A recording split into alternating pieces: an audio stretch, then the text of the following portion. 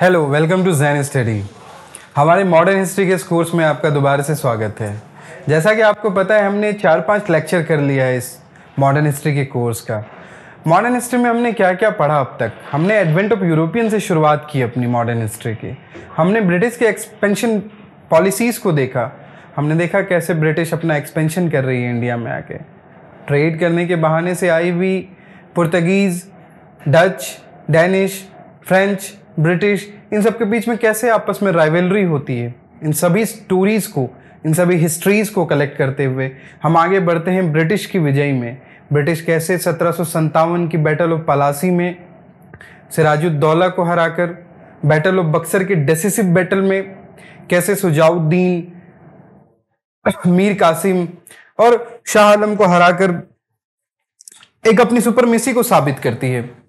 British power ये बता देती है कि ब्रिटिश सबसे डोमिनेटेड है यूरोपियन कंट्रीज में। जितने भी हमारे यूरोपियन कंट्रीज आके हमारी यूरोपियन कंपनीज इंडिया में रूल करना चाह रही थी, जिनके आपस में वॉर्स हो रहे थे, जिनके आपस में ट्रीटीज हो रही थी, जो हमारे इंडियन रूलर्स थे, उनको कैसे सुपरसीड किया, इन सभी चीज़ों पे हमने चर्चा की।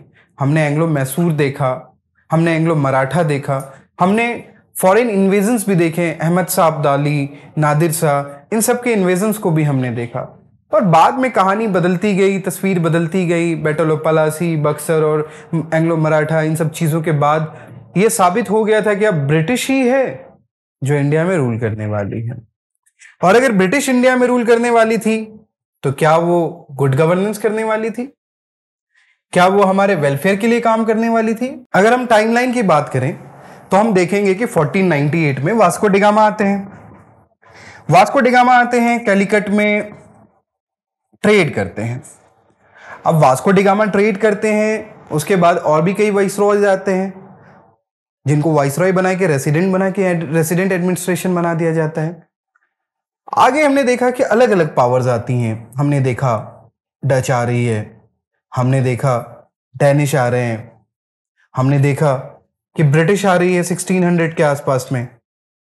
उसके बाद हमने देखा एक और पावर आ रही है 1664 में। कौन आ रहा है? तो यहां पे फ्रेंच आ रहे हैं 1664 के आसपास में। इन सब के बीच में अपनी राइवलरी चल रही है। ये पुर्तगीज आते हैं, हमारे सोशल जो हमारी सोसाइटी होती है उसमें ये हिंड्रेंस का काम करते हैं, अपनी मिशनरी एक्टिविटीज को लाते हैं, सती को एबॉलिश करने की कोशिश करते हैं। ये सारी चीजें यहां से शुरू हो जाती है कि हमारी सोसाइटी पे इंपैक्ट करना शुरू कर रहे हैं।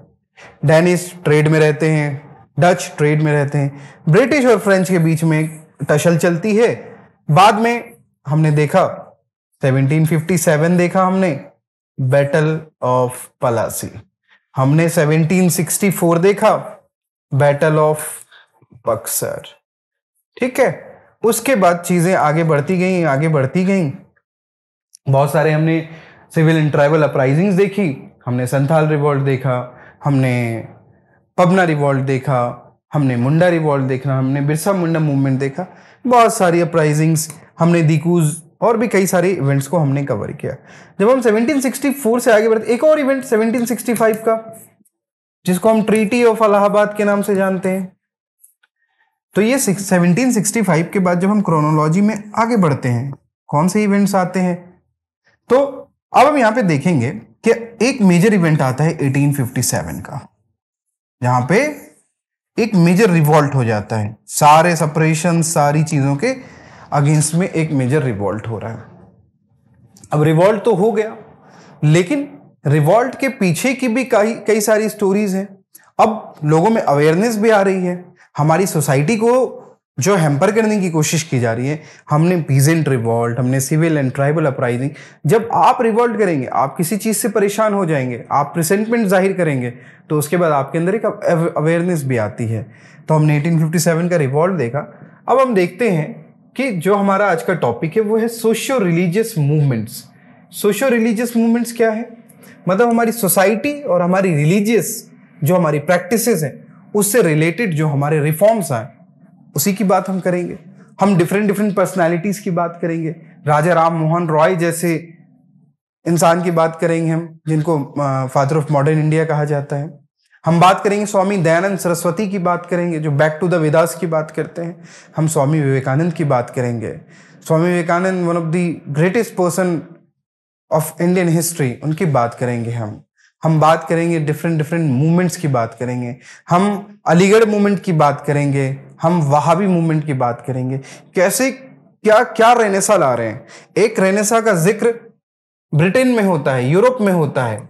यूरोप में एक रेनेसा आता है, दाते नाम के जो एक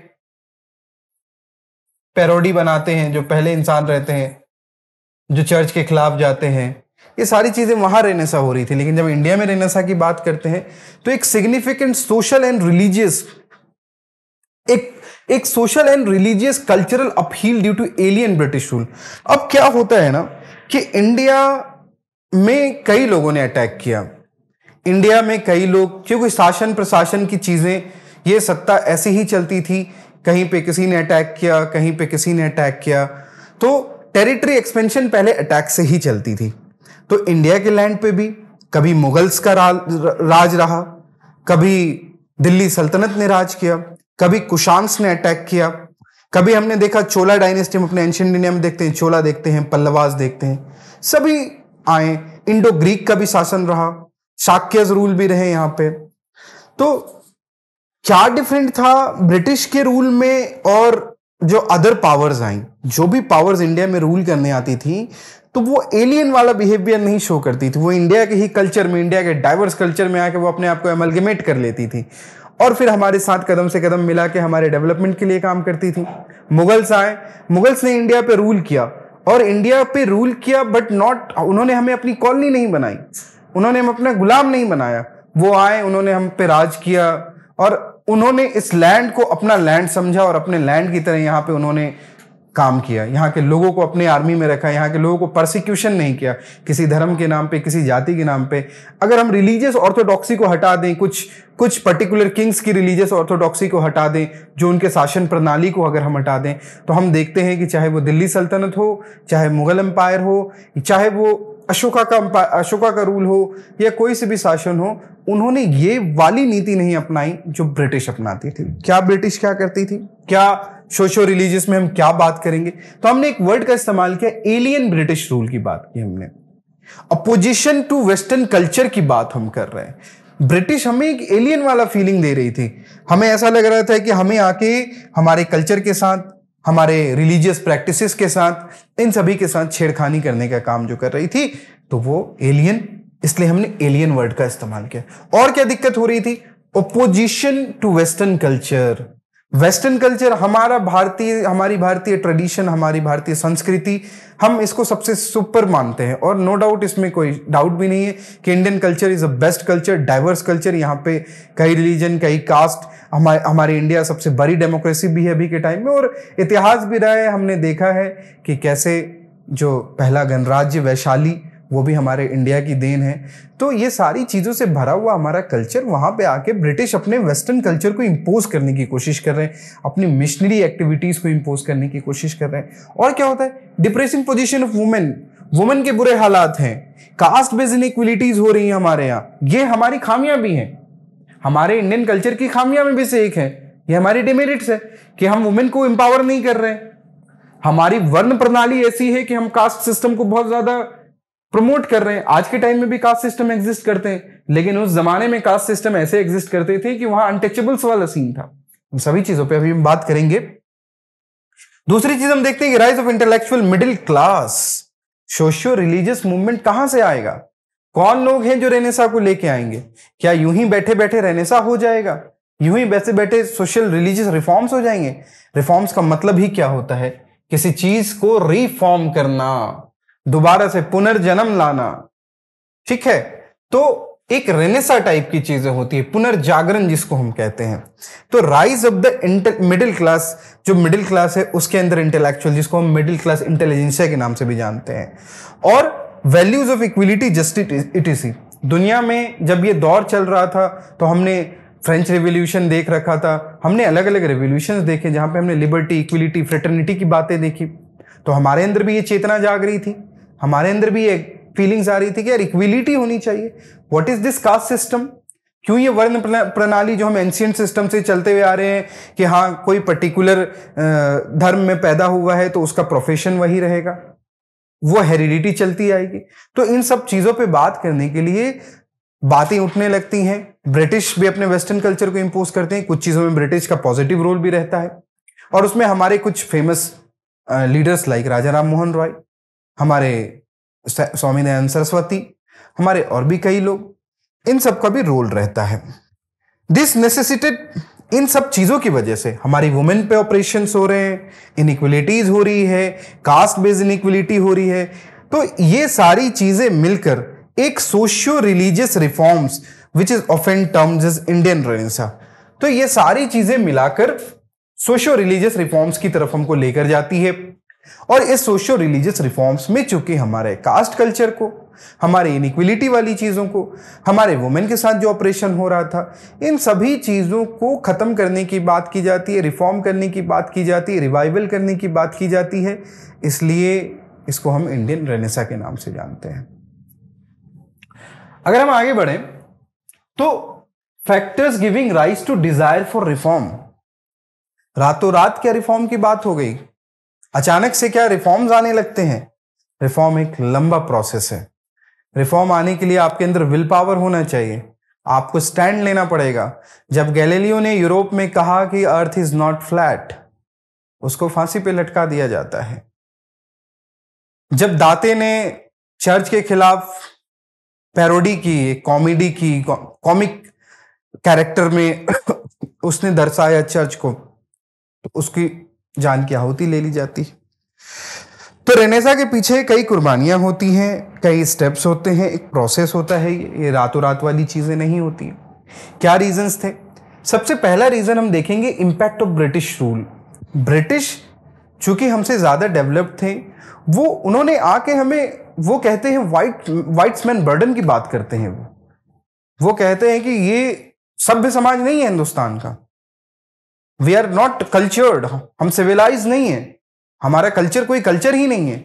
वो व्हाइट मैन बर्डन की बात करते हैं, हमें रियलाइज करवाते हैं कि हमारा कल्चर जो सबसे सुपर कल्चर रहा, वो धरती जहां बुद्ध और महावीर जैन जन्म लेते हैं, उस धरती को वो चैलेंज करते हैं, उस कल्चर को वो चैलेंज करते हैं। और वो कहते हैं कि व्हाइट्स मैन बर्डन की बात करते हैं कि उन पे ये बर्डन है कि वो हमें सुधारेंगे, उन पे ये बर्डन है कि वो हमारा डेवलपमेंट करेंगे, वो आके हमें सिविलाइज बनाएंगे, हमें बारबेरियन कहते हैं वो। तो ये सारी फीलिंग्स एक्यूमुलेट होके हमें उस तरफ लेकर जाती है जहां पे कि हम रेनेसां की बात करते हैं। हम बात करते हैं कि हम अपने यहां सती प्रथा को क्यों रहने दें। हम बात करते हैं कि अगर किसी बच्ची की शादी हो रही है, 12 साल में, 13 साल में, 10 साल में शादियां हो जा रही थी, चाइल्ड मैरिज की बात जो उठती रहती है। अभी करंट में भी ये बना हुआ है कि हिमाचल प्रदेश ने अपने यहाँ चाइल्ड जो मैरिज है उस सिस्टम को चेंज कर दिया है, मतलब जो फीमेल के मैरिज का एज है उसको बढ़ा दिया है। तो ये चीजें तब से चलती आ रही हैं। तो इन सब चीजों पे हम आवाज उठाते हैं, हम बोलते हैं कि नहीं, विडो का भी मैरिज होना चाहिए।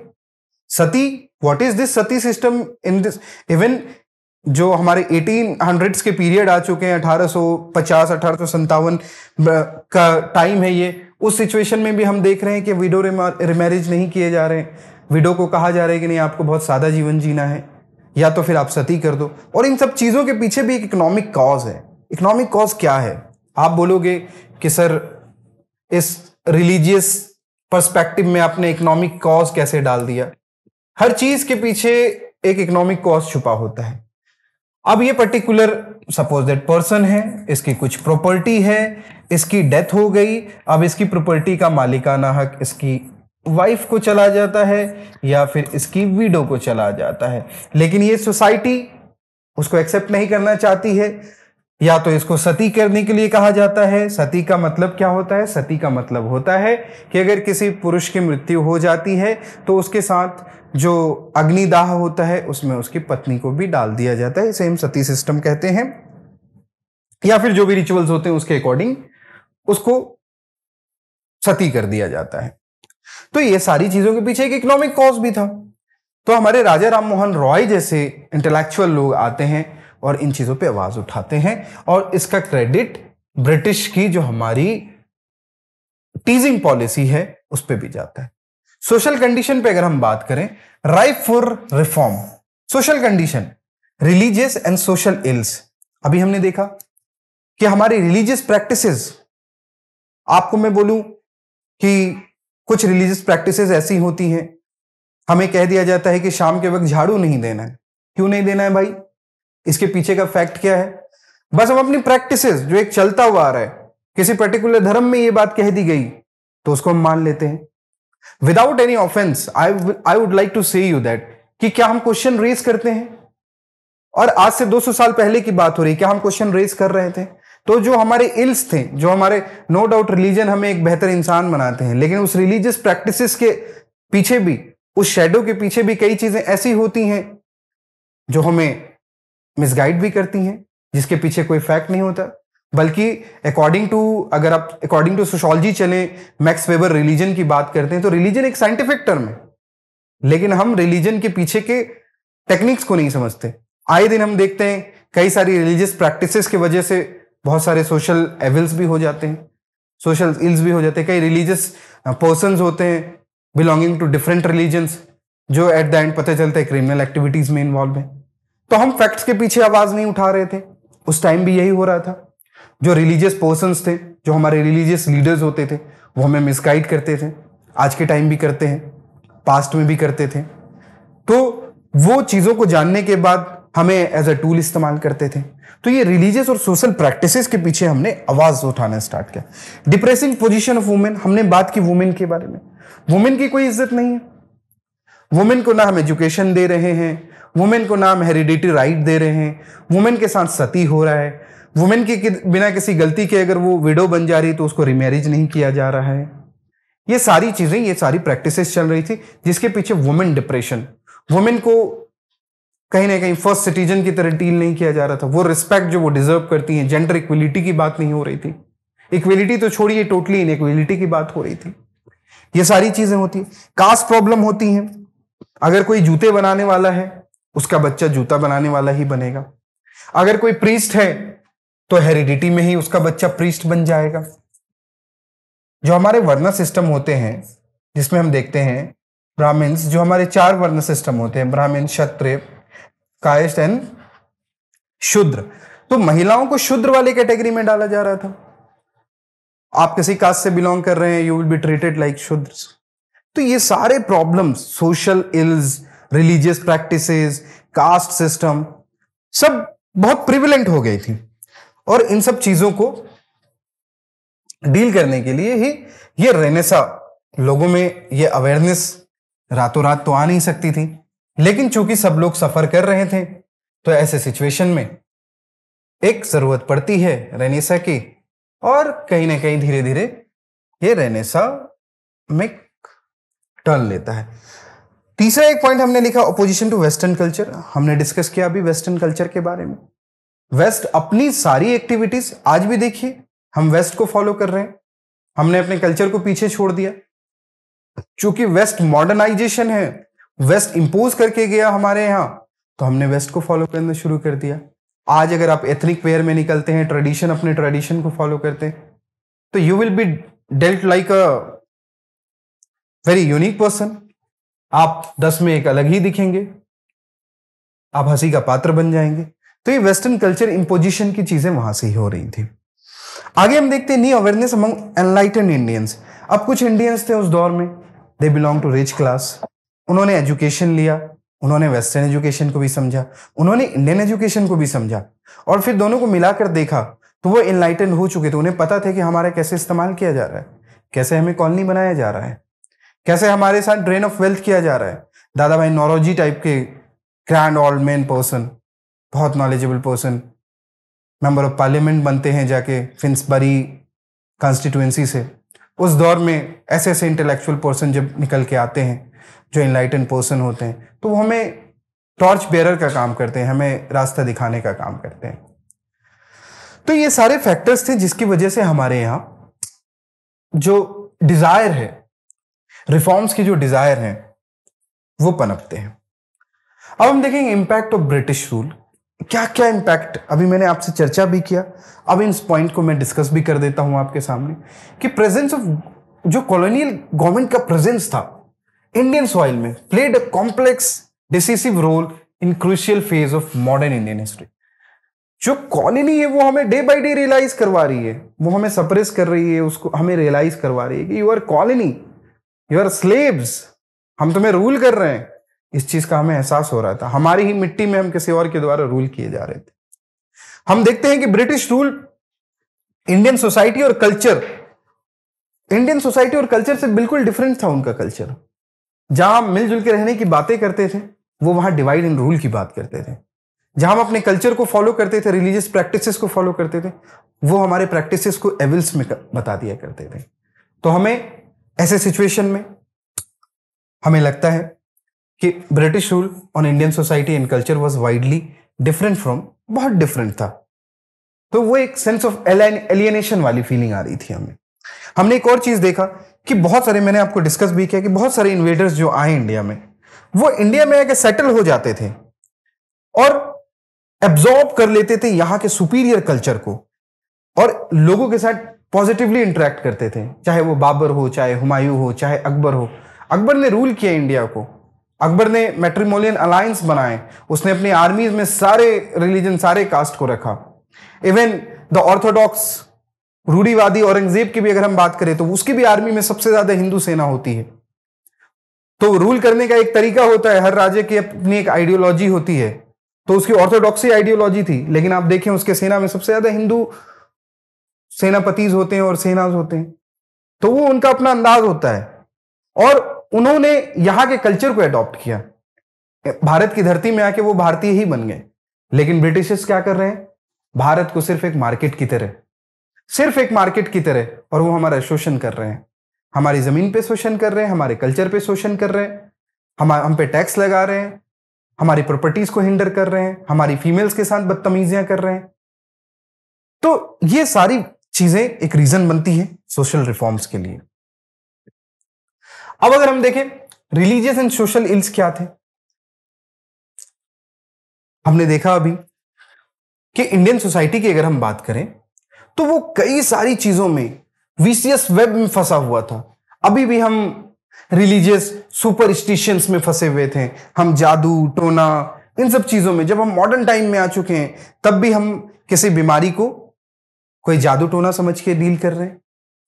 हम अपनी प्रैक्टिसेस को, हम अपनी प्रॉब्लम्स को, हम सांप सपेड़े और मीन से आगे नहीं बढ़ पा रहे थे। हमने देखा कि हमारे सोशल प्रॉब्लम्स हो रहे हैं। Hinduism has become steeped in magic and superstition, जो हमने जादू टोना की बात की। तो यहां पे हम देख रहे हैं कि अलग अलग कल्चर में जो हिंदुइज्म है वो म्यूजिक, मैजिक एंड सुपरस्टिशन में फंसा हुआ है। Priest exercise N overwhelming and Indeed unhealthy influence on the minds of the people. जो प्रीस्ट हैं, जो पंडित हैं, वो हिंदूज को ओवरवेलमिंग सारी चीजों को आके रिलीजन से जोड़ के सोल्यूशन बता रहे हैं। जो मुस्लिम्स के स्कॉलर्स हैं, जो मौलवीज हैं, वो उनको वहां तावीज और चीजों में लाके एम्युलेट्स तक सीमित कर दे रहे हैं। तो ये सारी प्रैक्टिसेस, ये सारे इल्स थे जो आपको आगे बढ़ने नहीं दे रहे हैं, एजुकेशन को प्रमोट करने नहीं दे रहे हैं। तो ये problem, education is the key towards the enlightenment. आप एजुकेशन से बहुत दूर होते जा रहे हैं। और हमने देखा कि मेडिवल तक हमारे यहाँ एक से एक स्कॉलर आ रहे हैं, लेकिन ब्रिटिश जैसे हमें कॉलोनी बनाती है वो हमारे एजुकेशन से हमें दूर कर देती है। हम जब पढ़ेंगे डेवलपमेंट ऑफ एजुकेशन के बारे में तो ये सारी चीज़ों पे डिस्कस करेंगे। तो हम एजुकेशन से दूर हो गए, हम ब्लैक मैजिक, और नो डाउट हमारा कल्चर है प्रेयर्स करना, पूजा पाठ करना, ये हमारे कल्चर का हिस्सा है, लेकिन इससे मिसगाइड हो जाना नहीं। हम अपने रिलीजन को जान नहीं रहे, हम खुद से जानने की कोशिश नहीं कर रहे हैं अपने रिलीजन को, हम अपने रिलीजियस प्रैक्टिसेस को खुद से जानकर प्रैक्टिकल करने की कोशिश नहीं कर रहे।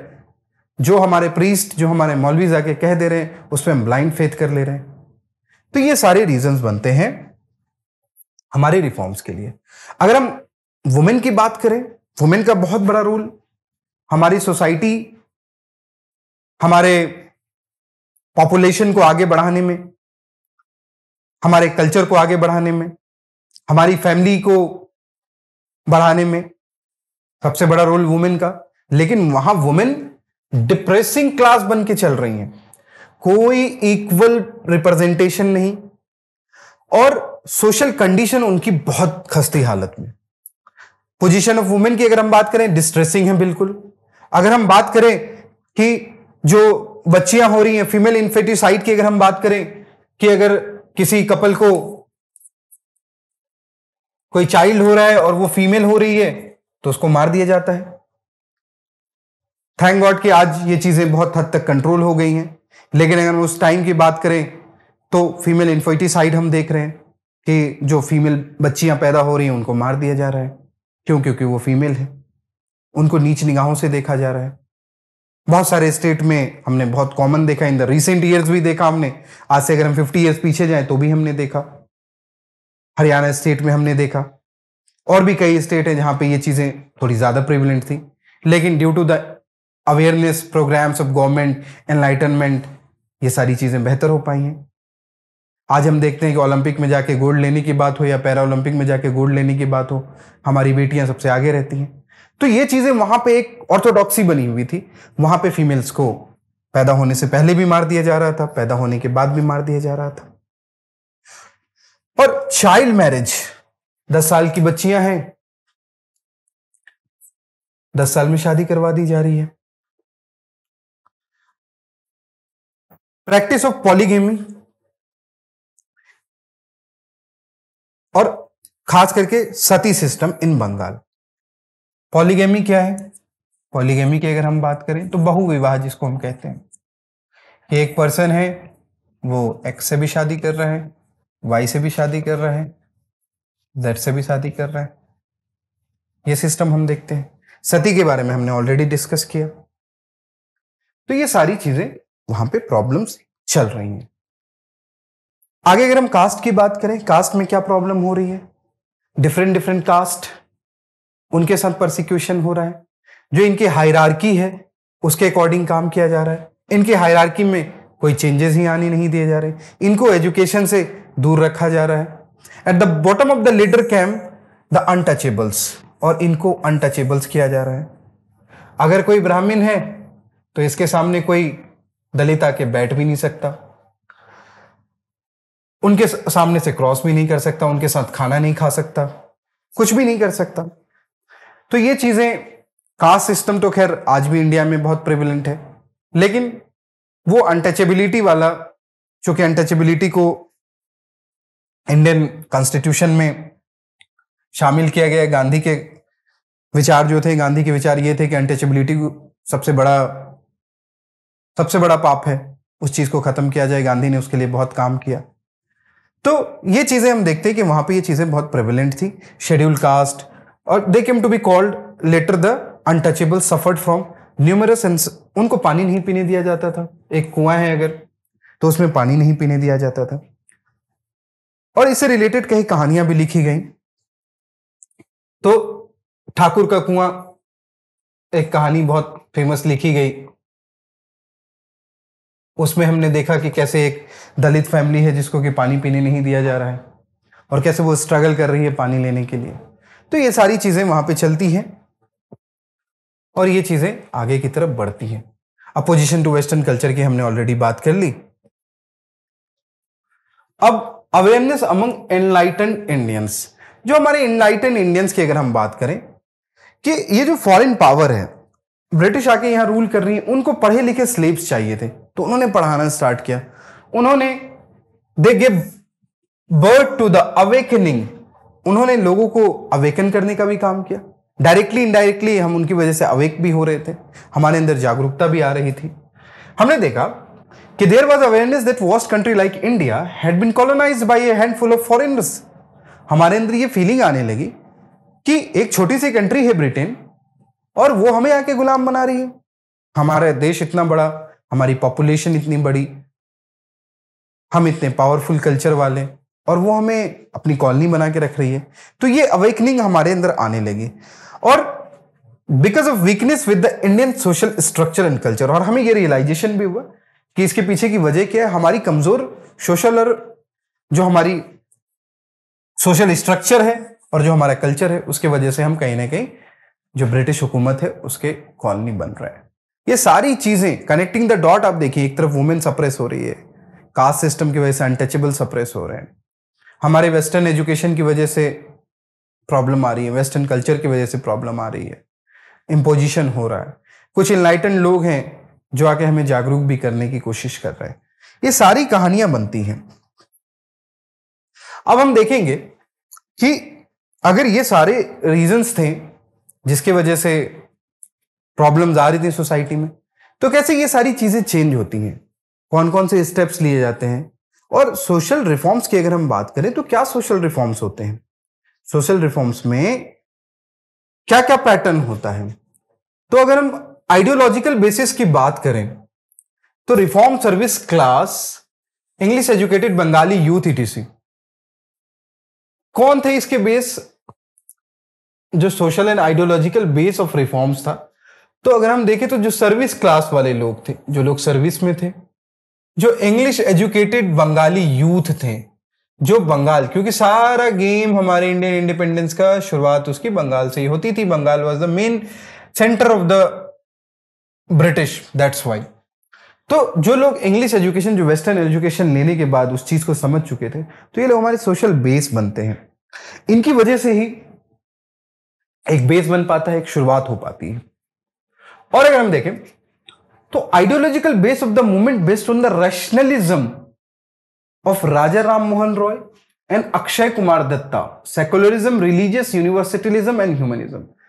3-4 टर्म की हम बात करेंगे। राजा राम मोहन रॉय किस चीज की बात करते हैं, based on the rationalism, rationalism कि किसी चीज के पीछे सवाल उठाना, रैशनल चीज है। अगर हमें शाम में झाड़ू देने से मना किया जा रहा है तो क्यों मना किया जा रहा है, किसी प्रैक्टिस को अगर हमें करने को कहा जा रहा है तो क्यों कहा जा रहा है, उसके पीछे के फैक्ट के पीछे जाएंगे, रैशनैलिटी पे बात करेंगे। अब वहां से कंसेप्ट्स आते हैं, अक्षय कुमार दत्ता भी रहते हैं उनके साथ, वहां से सेकुलरिज्म का कॉन्सेप्ट आता है, रिलीजियस यूनिवर्सलिज्म का कॉन्सेप्ट आता है, ह्यूमनिज्म का कॉन्सेप्ट आता है। सेकुलरिज्म की अगर हम बात करें, सेकुलरिज्म का मतलब है कि जितने भी रिलीजन हैं सब एक समान हैं, हम किसी में पार्शियलिटी नहीं कर सकते।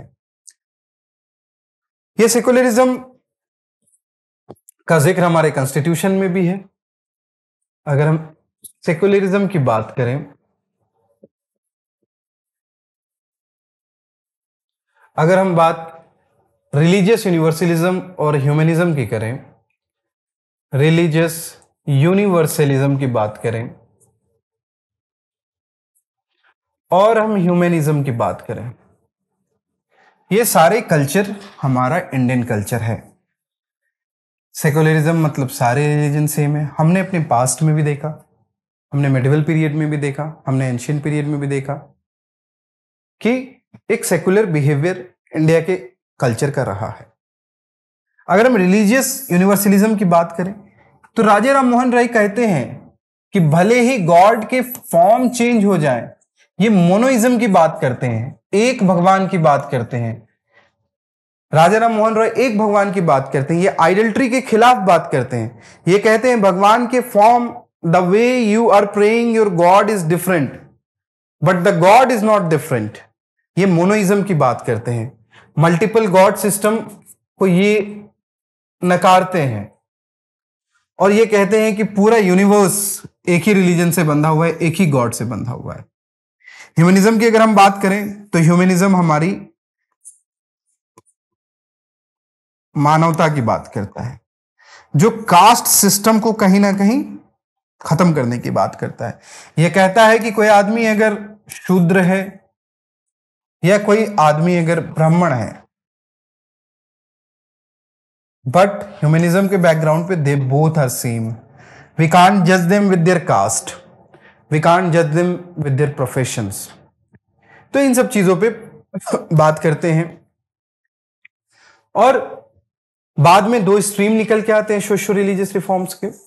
अगर हम एक की बात करें तो एक रिफॉर्मिस्ट होते हैं, कई लोग आते हैं, कई थॉट्स वाले लोग आते हैं जो कि सोशियो रिलीजियस रिफॉर्म्स कर रहे होते हैं। उसमें से एक रिफॉर्मिस्ट होते हैं, एक रिवाइवलिस्ट होते हैं। रिफॉर्मिस्ट में हम देखें तो RRR हो जाते हैं हमारे राजा राम मोहन राय। अगर हम रिवाइवल की बात करें तो हमने स्वामी दयानंद सरस्वती को देखा, जो बैक टू वेदास की बात करते हैं। तो reformist relied on reason and rationalism and accepting और रिजेक्टिंग अ सोशल कस्टम और रिलीजियस ट्रेडिशन। जो रिफॉर्मिस्ट है वो किस चीज की बात कर रहे हैं? वो रैशनल अप्रोच की बात कर रहे हैं, वो रिजेक्ट करने की बात कर रहे हैं सोशल कस्टम। अगर कोई सोशल कस्टम है जो इंपॉर्टेंट नहीं है तो हम उसको रिजेक्ट करने की बात कर रहे हैं। हम बात कर रहे हैं जैसे ब्रह्मो समाज, इन्होंने कई सोसाइटीज बनी, रिफॉर्मिस्ट सोसाइटी जिसमें ब्रह्मो समाज आता है, प्रार्थना समाज आता है, अलीगढ़ मूवमेंट आता है। अलीगढ़ मूवमेंट कहता है कि हमें इस्लाम को फॉलो करना है, ठीक है, बट हम उसके साथ एजुकेशन भी लेंगे। ब्रह्मो समाज कहता है कि हम आइडल्ट्री नहीं करेंगे, हम वेदास को पढ़ेंगे, लेकिन हम आइडल वर्शिप नहीं करेंगे। मूर्ति पूजन से मना करता है, मल्टीपल गॉड सिस्टम से मना करता है वो। तो ये रिफॉर्मिस्ट मूवमेंट होता है। वहीं अगर हम रिवाइवलिस्ट की बात करें तो ये किस चीज की बात करते हैं? ये ट्रेडिशन देन रीजन, ये ट्रेडिशन को ज्यादा फॉलो करने की बात करते हैं। जो चीजें फॉलो होती आ रही हमारे कल्चर में, जो कि वेस्टर्न इन्फ्लुएंस की वजह से हम अपने कल्चर से भी दूर जा रहे थे, तो ये बात करते हैं अपने कल्चर को फॉलो करने की बात करते हैं। ये रीजन पे ध्यान देने की बात नहीं करते हैं। ये नहीं चाहते हैं कि हाँ, अगर हमें हमारे रिलीजन ने कुछ मना कर दिया है तो हमें उसको मान लेना है। ये रीजन की बात नहीं करते हैं, ये ट्रेडिशन की बात करते हैं। जैसे यहां पे हमारे आर्य समाज मूवमेंट की बात होती है, वहाबी मूवमेंट की बात होती है, देवन मूवमेंट की बात होती है। सोशल रिफॉर्म जो हमारा था वो लिंक करता है हमारे रिलीजियस रिफॉर्म्स को। ये हमारे रिलीजियस रिफॉर्म को लिंक करता है, बिकॉज जो हमारा सोशल अनटचेबिलिटी, जेंडर इक्वलिटी, ये सारी चीजें जो है ये कहीं ना कहीं रिलीजियस से कनेक्टेड है। जो हमारा वर्ण सिस्टम आया वो हमारे रिलीजन से आया, तो जो हमारे सोशल प्रैक्टिसेज है वो कहीं ना कहीं एट द एंड हमारे रिलीजियस से रिलेटेड थे। तो ये डायरेक्टली लिंक होता है किससे? या अनटचेबिलिटी है, ये भी हमारे वर्ण सिस्टम से आती है। तो ये जेंडर बेस्ड इनइक्वलिटी भी हमारे रिलीजन से कहीं ना कहीं पर्सपेक्ट करती है। तो जो भी सोशल रिफॉर्म्स थे वो ग्रेजुअली हमारे religion and adopted the secular approach. तो जो भी हमारे सोशल रिफॉर्म्स थे वो कहीं ना कहीं हमारी सोसाइटी प्लस हमारे रिलीजन से जुड़े हुए थे। अब हम अगर आगे देखते हैं improving the position of women, तो अब हमने स्टार्ट किया, अब रिफॉर्म्स की बात हो गई, क्या क्या प्रॉब्लम्स थी उसकी बात हो गई। तो हम कैसे इस चीज को सही करेंगे, कैसे हमने इसकी शुरुआत की, कैसे हमने चीजों को सही करने की कोशिश की, चाहे वो रिफॉर्मिस्ट वाले हों जैसे राजा राम मोहन रॉय थे, चाहे वो रिवाइवलिस्ट वाले हों जैसे हमारे स्वामी दयानंद सरस्वती थे। तो कैसे चीजों को हम सही करने की शुरुआत करते हैं? सबसे पहली बात हम करेंगे एबॉलिशन ऑफ सती की। राजा राम मोहन राय के एफर्ट से सती को इलीगल कर दिया जाता है 1829 में, और इसमें हेल्प करते हैं लॉर्ड विलियम बेंटिक, जो कॉन्टेम्परेरी वाइसराय होते हैं। Raja Ram Mohan Roy called sati murder according to every shastra. Raja Ram Mohan राय को सती को उन्होंने मर्डर कहा, और शास्त्रों का हवाला दे के उन्होंने कहा कि ये मर्डर है, सभी शास्त्रों के अकॉर्डिंग ये मर्डर है। और उन्होंने कहा कि अगर आप वेदास आपने नहीं पढ़े, कहां लिखा है वेदा में, दिखाइए सती सिस्टम। अगर ऐसा है, अगर ये कल्चर फॉलो होता था तो आप दिखाइए इसको। उन्होंने आवाज उठाई कि नहीं, ऐसा कहीं वेदास में नहीं लिखा है कि हमें सती करना है, ऐसा कोई कल्चर फॉलो नहीं होता था, कहीं प्रूफ नहीं है। उन्होंने बंगाली में कन्वर्ट कर दिया वेदास को। तो सती के एवोल्यूशन की बात यहां पे राजा राम मोहन रॉय का सबसे बड़ा रोल रहता है इसमें, और सती को एबॉलिश किया जाता है। एक प्रॉब्लम और बंगाल में आती है कि बंगाल में छोटी बच्चियों से बड़े बड़े एज के जो अपर क्लास और अपर कास्ट ब्राह्मण्स होते थे वो शादियां करते थे, जिसके वजह से जो एज गैप बहुत ज्यादा होता था, और इनकी डेथ हो जाने के बाद वो विडो बन जाती थी। और फिर विडो बनने के बाद विडो रिमैरिज का सिस्टम नहीं था, या तो उन्हें सती करना होता था या तो उन्हें विडो बनना होता था। तो ये सारे एविल्स को कहीं ना कहीं खत्म करने के लिए राजा राम मोहन रॉय ने एफर्ट्स किए, ईश्वर चंद्र विद्यासागर ने एफर्ट्स किए। Preventing female infanticide. अब हमने बात की कि इन्फेंटिसाइड, साइड का मतलब ही होता है टू किल। तो जो फीमेल हमारी है, जो नवजात शिशु हैं, उनको मार दिया जाता था। इसको प्रोहिबिट किया गया and equated to murder by the Bengal regulation of 1795। एक रेगुलेशन आता है बंगाल में और उसमें फीमेल इन्फेंटिसाइड को मर्डर के बराबर मान दिया जाता है। And 1804 a law passed in 1870 mandated parents to officially record the birth of every child and provide for verification of female children for some years after birth। अब देखिए, ब्रिटिश जो हमें कॉलोनी बनाती है, वही ब्रिटिश एक रूल लेके आती है जहां पे फीमेल इन्फेंटिसाइड, जहां पे एक महिला बच्ची को मार दिया जाता है। एक परिवार के बढ़ने के लिए, दुनिया को चलने के लिए मेल फीमेल दोनों की जरूरत है, इक्वल जरूरत है, लेकिन वहां पे महिलाओं को मार दिया जा रहा है। वैसे सिचुएशन में एक एक्ट पास करती है ब्रिटिश गवर्नमेंट और वो इस चीज को कहती है कि आपको रजिस्ट्रेशन करवाना है कि आपके यहां कौन से बच्चे जन्मे और आपको अपडेट देना है कुछ साल तक उस फीमेल के बारे में। Every child and provide for verification of female children for some years after the birth. Widow remarriage की बात की जाती है। पंडित ईश्वर चंद्र विद्यासागर, जो कोलकाता संस्कृत यूनिवर्सिटी कॉलेज के प्रोफेसर भी रहते हैं, इन्होंने सबसे ज्यादा हाईलाइट किया इशू ऑफ विडो रिमैरिज। ये सबसे ज्यादा पक्षधर होते हैं विडो रिमैरिज के। बहुत कोशिशें की इन्होंने। हिंदू विडोज रिमैरिज एक्ट 1856 भी पास होता है। इसकी वजह से, उनके एफर्ट्स की वजह से ये Hindu remarriage, window remarriage act भी पास होता है, जो 1856 में पास होता है। एक और पर्सनालिटी होते हैं हमारे डीके कार्वे। इन्होंने विडो रिमैरिज एसोसिएशन की शुरुआत की और इन्होंने खुद इस चीज को लेकर बहुत आवाज उठाई। BM Malabari, Narmad Dave, justice Govind Mahadev Ranade, and K Natarajan, Jyotiba Phule and his wife Savitri Bai among others advocated for the right of widows to remarry. ये हमारे डीके कार्वे खुद भी शादी करते हैं विडो से और प्रमोट करते हैं कि अगर कोई विडो है, उसकी क्या गलती है, उसको दोबारा रीमैरिज के लिए अलाउ किया जाए, उन पे कॉन्स्ट्रेंट नहीं रखा जाए। और कई फेमस पर्सनैलिटी हैं जो इस मुहिम से जुड़ते हैं, जिसमें बीएम मालवारी हैं, नर्मद दवे हैं, महादेव रनाडे हैं, के नटराजन, ज्योतिबा फुले और उनकी वाइफ सावित्री बाई फुले भी इस मुहिम में रहते हैं। विडो रिमैरिज से रिलेटेड एक एक्ट पास होता है जिसे हम सिविल मैरिज एक्ट के नाम से जानते हैं। 1872 में ये एक्ट पास होता है। Was a legal step against, ये चाइल्ड रिमैरिज है।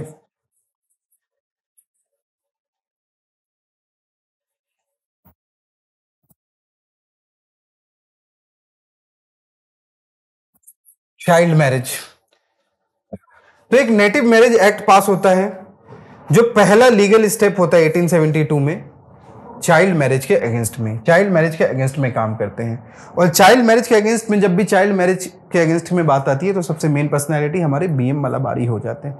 इन्होंने एडवोकेट किया, इन्होंने आवाज उठाई कि चाइल्ड मैरिज नहीं होना चाहिए। एज ऑफ कंसेंट की बात की इन्होंने। एज ऑफ कंसेंट एक्ट आता है हमारे 1891 में, preventing the marriage of girls under 12। 12 साल से पहले शादी करना is not allowed for female. और ये एक्ट का नाम हमें याद रखना है, एज ऑफ कंसेंट एक्ट 1891 में पास होता है। एक केस आता है, रुक्मणी बाई का केस आता है। रुक्मा बाई का केस आता है, जिन्होंने पुश किया रिफॉर्मर्स को एज ऑफ कंसेंट के लिए, getting the age of consent. Rukma Bai का केस आता है। रुक्मा बाई की अगर हम बात करें तो वो इंडिया की पहली वुमेन फिजिशियन होती है। देखिए कितने मजे की बात है कि रुक्मा बाई रावत, जो चाइल्ड मैरिज की जो शिकार होती हैं, जिनकी वजह से एक एक्ट पास करवाया जाता है, एक्ट ऑफ कंसेंट, कंसेंट होना चाहिए, and a child marriage reformer. जब इनकी खुद की शादी हो जाती है, पहली फिजिशियन रहती है, 11 साल की आयु में इनकी शादी हो जाती है दादाजी भिकाजी से, but challenge the validity of her marriage in court. और ये कोर्ट में मैरिज को अपने चैलेंज करती हैं, लेकिन ये अपील हार जाती हैं। चूंकि उस टाइम बहुत सोशल ऑर्थोडॉक्सी होती है, समाज इस चीज के सपोर्ट में रहता है, और इनको जेल भी जाना पड़ता है defying Hindu customs but was saved by queen Victoria's intervention. अब देखिए, एक महिला जिसकी शादी कर दी जाती है 11 साल की आयु में, वो जब कोर्ट केस करती है तो उसको उल्टा जेल कर दिया जाता है कि आपने हिंदू कस्टम्स को के अगेंस्ट में काम किया, इसलिए आपको जेल भेजा जाता है।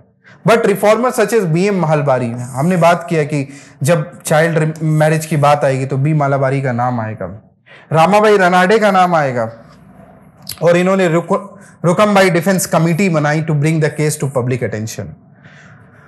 और ये केस एक लैंडमार्क जजमेंट की तरह बना, ये केस एक लैंडमार्क बना एज ऑफ कंसेंट के लिए। और इंडिया के हिस्ट्री में रुकमबाई जो रावत है, जो पहली फिजिशियन थी, उनके नाम पे एज ऑफ कंसेंट एक्ट बनता है 1891 में। अगर हम देखें तो raise the minimum age of marriage for girls from 10 to 12, 10 साल की उम्र में जो महिलाओं की शादी हो जाती थी उसको 12 साल कर दिया गया। और ये पहला लैंडमार्क डिसीजन था रुकमबाई के बारे में हमें जानना है। और इसमें जो मेन रोल किया वो बहराम जी मलाबारी, जिसे हम बी मालाबारी के नाम से जानते हैं। फिर एक एक्ट पास होता है जिसे हम शारदा एक्ट के नाम से जानते हैं, चाइल्ड मैरिज रिस्ट्रेंट एक्ट, जो 1929 में पास होता है। इसमें क्या होता है, इसमें जो चाइल्ड की मैरिज है उसको बढ़ाकर 18 ईयर्स कर दिया जाता है for boys and 14 years for girls कर दिया जाता है। हमने देखा कि 10 साल एज थी, फिर एज ऑफ कंसेंट 1891 से उसको 12 साल कर दिया जाता है। और ये जो हमारे चाइल्ड मैरिज रिस्ट्रेंट एक्ट है, इसमें इसको 14 ईयर्स कर दिया जाता है। पोस्ट इंडिपेंडेंस की अगर हम बात करें तो कौन से एक्ट हैं, child marriage restraint amendment act है 1978 में होता है। और इस अमेंडमेंट एक्ट के तहत जो एज थी गर्ल्स की शादी की उसको 15 साल से 18 साल कर दिया जाता है। और अभी मैंने जैसा आपको बताया, और बॉयज को 18 to 21 कर दिया जाता है। अभी मैंने आपको बताया कि हिमाचल प्रदेश की असेंबली में गर्ल्स की एज को 21 कर दिया गया है।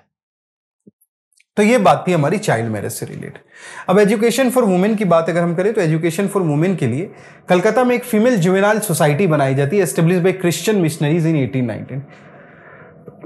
ये सबसे पहला इनिशिएटिव था गर्ल्स एजुकेशन के लिए।